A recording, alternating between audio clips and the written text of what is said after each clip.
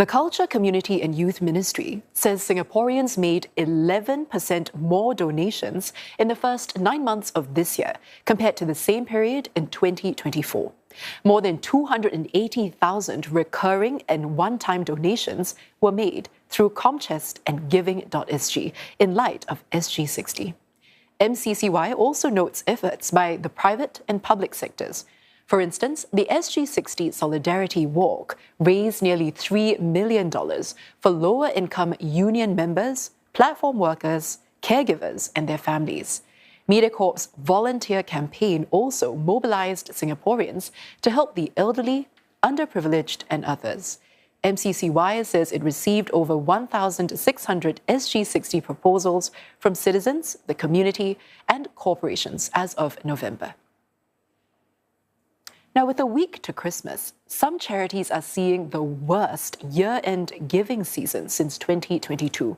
They cite the rising cost of living, economic uncertainty, and more causes to donate to. Volunteer numbers have also fallen, with more people travelling. Natalie Ong with more. Okay, I think that's enough. These groceries and gifts are all packed and ready to go, but there's no one to take them to some 40,000 needy people. The Boys Brigade says only 1 in 4 delivery slots have been filled by volunteer drivers.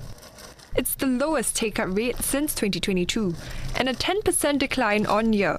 To ease the crunch, the brigade is also expanding locations where deliveries can be made on foot to encourage volunteers who do not drive.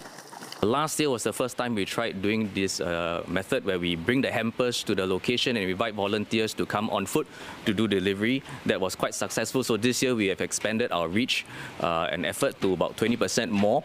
And this is to help make it a little bit more convenient for them to be part of the volunteering service. So this is something we'll definitely continue to pursue next year. Meantime, a charity preparing gifts for migrant workers says item donations are down 20% on year. It's Raining Raincoats is also hoping to raise $30,000 to buy Christmas gifts for around 50,000 workers. It has only raised a third of its goal so far. To spread the money to reach more workers, we may end up buying something small like just Tiger Balm bottles, or if we do something bigger like buying 2-liter water bottles, which workers find very useful. That's usually about $6-7 a piece. So it's really the math of it and how many more workers we need to reach. Make-A-Wish Singapore has also seen fundraising fall to its lowest level since 2022.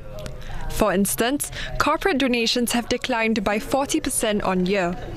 The charity has only raised half of its target of $350,000 during this festive period. Every dollar is also not stretching as far as it used to. Biggest concerns that we have is also the rising cost of almost everything. So typically, we grant wishes that could be a holiday for a family, after a medical journey, all the way up to a motorized wheelchair. So a wheelchair that previously cost us maybe about 15 to 20,000 is starting to creep into that 20 to 25K figures as well. So we are generally quite concerned. The organisation is exploring new grant opportunities and events for future fundraising efforts.